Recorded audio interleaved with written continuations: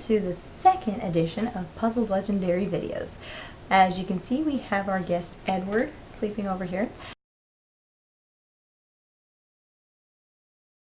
So, what are we going to be talking about today? Well, I need to give a little disclaimer before I tell you what we're talking about today. Even though you probably saw it in the description, but I'm just going to throw it out there anyway.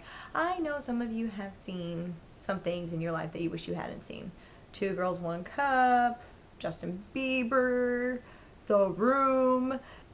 Please give me a full 5 minutes of your time just for me to pique your interest a little bit in this wonderful game. Today we're going to be talking about Final Fantasy XIV, A Realm Reborn. Yay! Said no one ever. Okay, no, actually I'm saying that as well as a few other people, but it's kind of underground right now because of all the hoopla that happened. Well, the reason why I'm talking about it in the first place is because I've been beta testing it off and on for the past few months. I was also playing it before it was cool.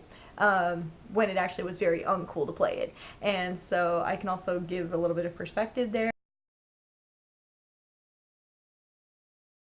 So a little bit of the history of Final Fantasy XIV and why it exists. In 2002, Square Enix released Final Fantasy XI, its first MMO game for the series. And it was such a huge success over the years that in 2010, they released Final Fantasy XIV. Final Fantasy XIV was intended to be similar to 11, but it's its own game. We're going to keep all the same species. We're just going to make them look a little different and call them different names.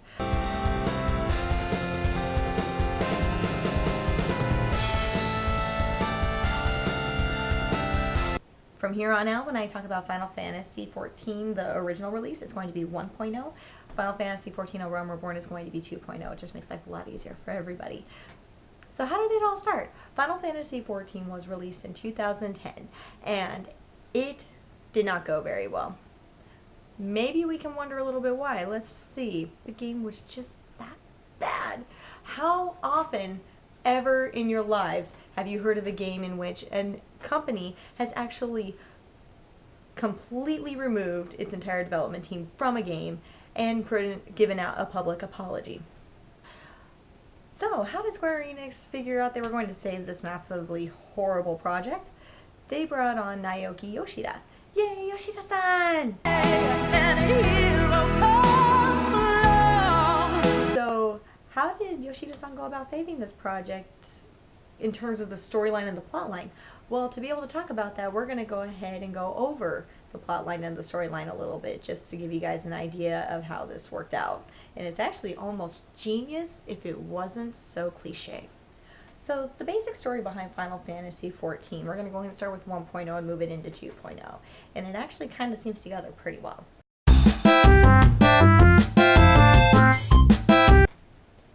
So in regard to the lore of Final Fantasy XIV, you have 3 nations within the land of Eorzea. You have Ul'dah, which for you 11 players is kind of a combination of Juno and Bastok in terms of you basically level up in a desert-like landscape outside of this castle region.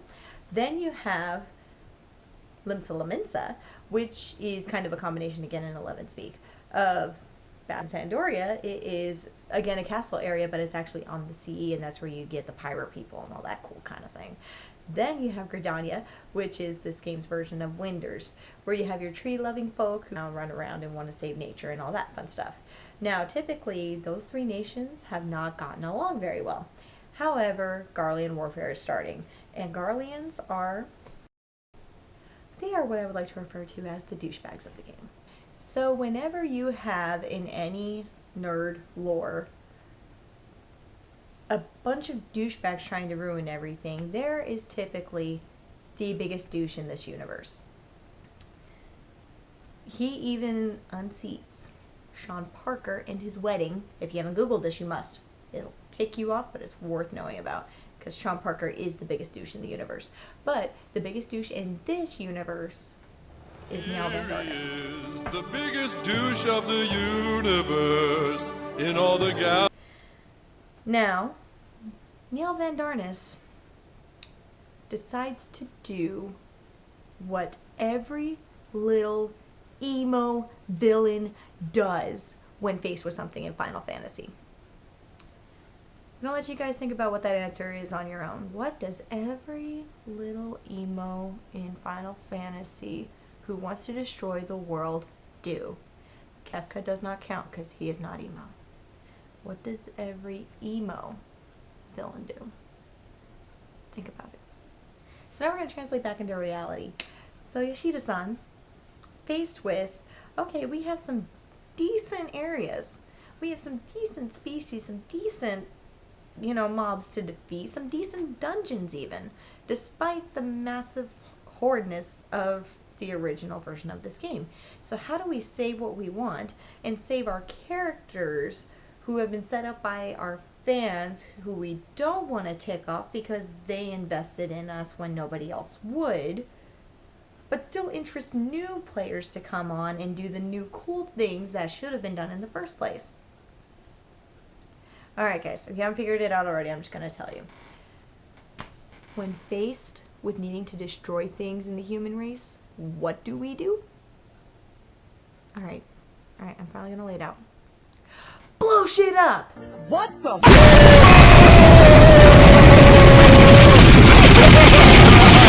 That's right, you blow that shit up, and that is exactly what is happening in this game. Van Darnus summons Meteor. Of course, Meteor. The magic every emo douche uses to destroy the universe. Why? Because it's easy. All you have to do is just get a hold of it, cast it, and pray nobody defeats you in the process. And so, in 14, sure enough, you have the option to defeat Van Darnus, but even if you beat that quest, it's still not in time enough to defeat Dalmud. What is Dalmud? Dalmud is the moon that the summoning of Meteor has brought down to the world to destroy it. Now, as it comes closer, you discover Dalmud is not a moon at all.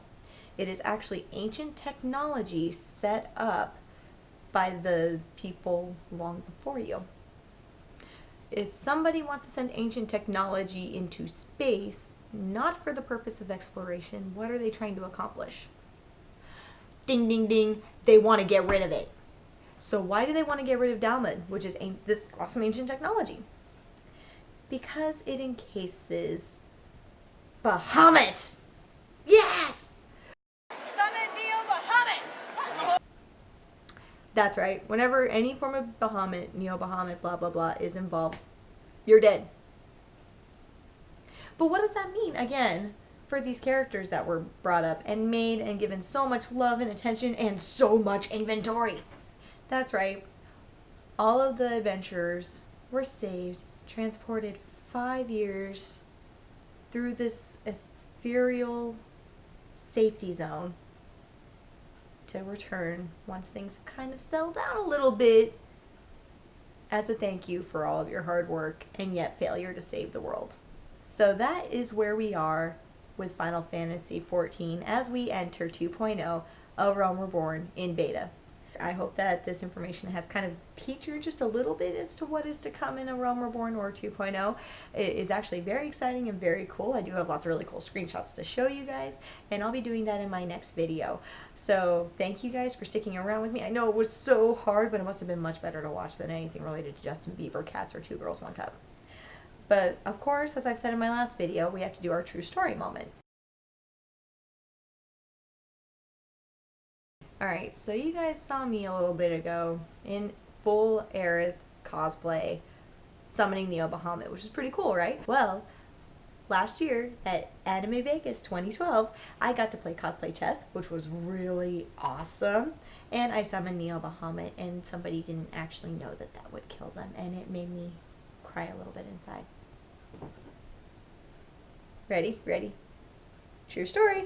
Yes, I'm doing the total Seattle thing and drinking coffee for my true story today from the first Starbucks store over on Pike's Place Market. Okay guys, so that's going to wrap up today's episode. Thank you for watching. What I'd like you guys to share in the comments below or on the Puzzles Twitter or Facebook. What I would like to know from you guys is, first of all, what you had to drink during the true story moment, and then how do you guys feel about Final Fantasy XIV? Do you really not care?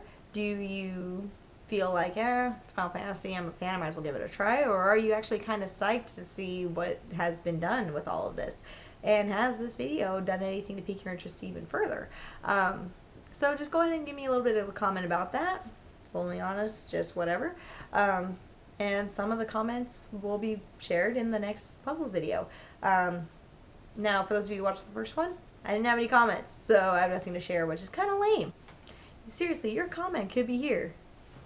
Alright guys, thanks for watching, and remember, always be legend, wait for it, dairy.